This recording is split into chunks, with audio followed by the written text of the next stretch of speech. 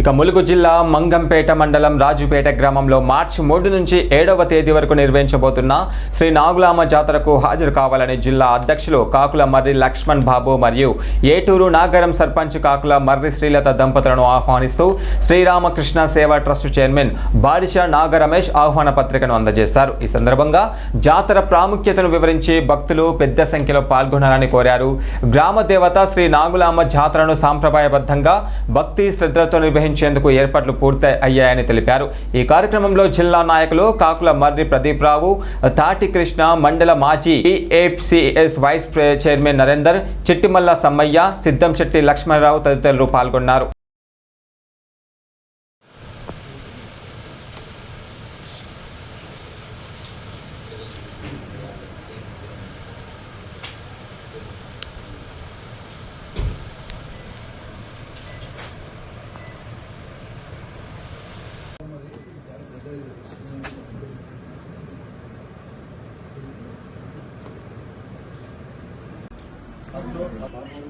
కానీ ఏదన్నా మీరందరూ ధైర్యంగా ఉండు. నాకు చాలా